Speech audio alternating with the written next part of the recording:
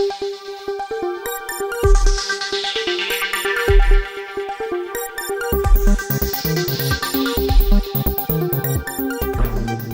اللہ الرحمن الرحیم۔ ناظرین السلام علیکم۔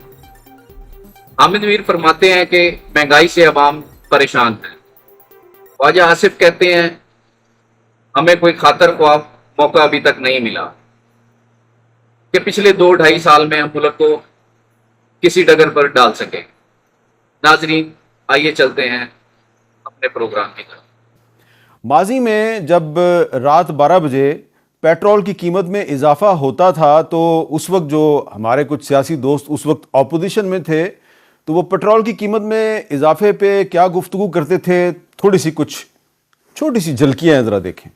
جو پیٹرول اور تیل کی قیمتیں جو بڑھائی ہیں وہ رات کے اندھیرے میں بڑھائی ہیں۔ اب بتائیں کہ رات کے اندھیرے میں تو ڈاکے پڑتے ہیں نا، یہ عوام کی جیبوں کو بہت بڑا ڈاکہ ہی ہے جو انہوں نے رات کو مارا ہے۔ جب بجلی اور پیٹرول کی قیمتوں میں اضافہ ہو تو سمجھ جاؤ کہ وزیر اعظم چور ہے۔ آج پیٹرول مہنگا، ڈیزل مہنگا، عمران خان نے ایک ہی وعدہ پورا کیا کہ میں ان کو رلاؤں گا، اس نے پوری قوم کو رلا دیا۔ 12 روپے پیٹرول رات کے اندھیرے میں تمہیں بڑھانے میں شرم نہیں آئی؟ تو یہ جو الفاظ ہیں یہ میں بالکل ان کو رپیٹ نہیں کروں گا، اور جو اس وقت پاکستان کی صورتحال ہے اس صورتحال کے حوالے سے گفتگو کے لیے آج ہم نے زحمت دی ہے وزیر دفاع جناب خواجہ محمد آصف صاحب کو۔ اب وہ وزیر دفاع ہیں تو گفتگو کا آغاز میں بجٹ سے اور اکانومی سے کیوں کر رہا ہوں اس کی وجہ ابھی آپ کو فوراً سمجھ آ جائے گی، لیکن سب سے پہلے خواجہ صاحب بہت بہت شکریہ۔ یہ بتائیں کہ جب ماضی میں پیٹرول کی قیمت میں اضافہ ہوتا تھا تو نواز شریف صاحب سے لے کے نیچے تک سارے کہتے تھے ظلم ہو گیا، رات کے اندھیرے میں جیبوں پہ ڈاکہ مار دیا گیا۔ تو یہ جو کل رات کو پیٹرول مہنگا ہوا تو اس پہ آپ کیا کہیں گے؟ میرے صاحب دو باتیں ہیں۔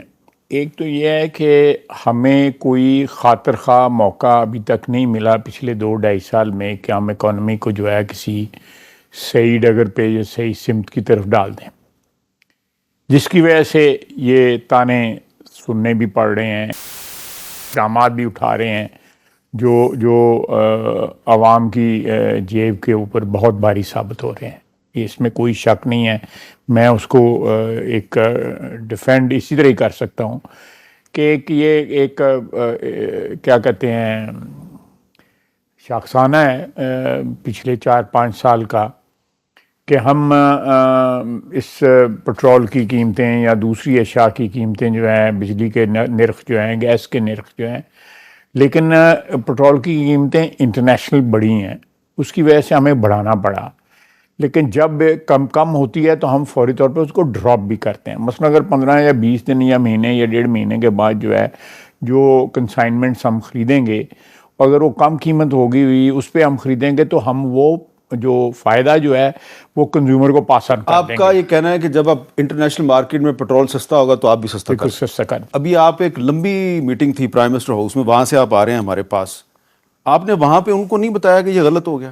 دیکھیں میں تو یہ چیز جو ہے پچھلے 15-20 دن سے جو ہے اس پہ پروٹیسٹ کر رہا ہوں، کیونکہ میری سارے شہر کی اکانومی جو ہے وہ ایکسپورٹرز کی ہے اور کوئی وہاں پہ کام ہے ہی نہیں ہے جی۔ ہم جو ہے یہ بھی اتنی سی بھی چیز بناتے ہیں وہ بھی ایکسپورٹ کر دیتے ہیں، اللہ کا فضل ہے، مہربانی ہے اس کی جو ہے۔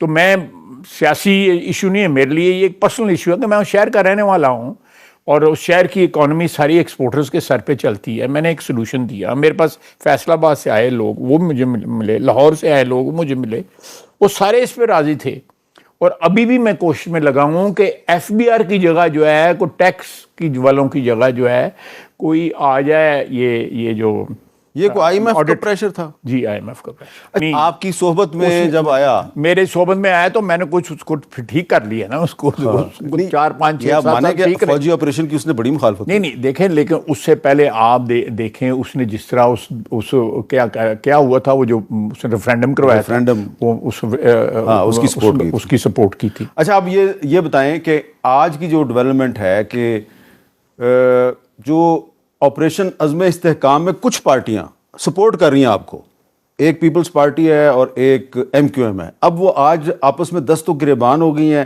آپ کے ساتھی فیڈرل منسٹر خالد مقبول صدیقی صاحب نے ایک بیان دیا ذوالفقار علی بھٹو کے خلاف, اور آج پیپلز پارٹی والوں نے پریس کانفرنس کر کے مطالبہ کیا ہے کہ گورنر سندھ جو ہیں وہ اپنے عہدے سے استعفیٰ دیں. تو یہ اگر حکومت کے اتحادی آپس میں دست و گریبان ہوں گے تو آپ کیسے یہ آپریشن کریں گے؟ نہیں, میرا خیال ہے کہ اس کے اوپر کوئی اختلاف نہیں ہے. ان کا بیسیکلی اختلافات جو ہے نا وہ سندھ بیسڈ ہیں, کراچی بیسڈ یا حیدرآباد بیسڈ, ان کے اندرون سندھ کے بیسڈ اختلافات ہیں. اور وہ اختلافات ہیں, پرانے ہیں, کوئی نئے نہیں ہیں. وہ کبھی سبسائڈ کر جاتے ہیں, کبھی جو ہے وہ سرفیس پہ آ جاتے ہیں. تو میرا خیال ہے کہ پرائم منسٹر صاحب اس میں کوئی رول پلے کریں گے کہ ان کے اختلافات جو ہیں وہ سرفیس پہ آ کے کوئی زیادہ. یہ آپ نے ایک اچھی خبر دیا ہے سندھ والوں کو کہ MQM اور پیپلز پارٹی کی لڑائی کو ختم کروانے میں وزیر اعظم شہباز شریف کو کردار ادا کرنے والے ہیں. بالکل اور کرنا چاہیے بھی, بنتا ہے ان کا. چلیں, اس پازیٹیو نوٹ کے ساتھ آپ کا بہت بہت شکریہ خواجہ محمد آصف صاحب. ناظرین, خواجہ آصف کی باتوں سے پتہ چلتا ہے کہ عوام سے زیادہ حکومت پریشان ہے. ناظرین, آپ کی کیا رائے ہے کمنٹ میں ضرور بتائیے گا. اگلی ویڈیو میں ملتے ہیں. خدا حافظ.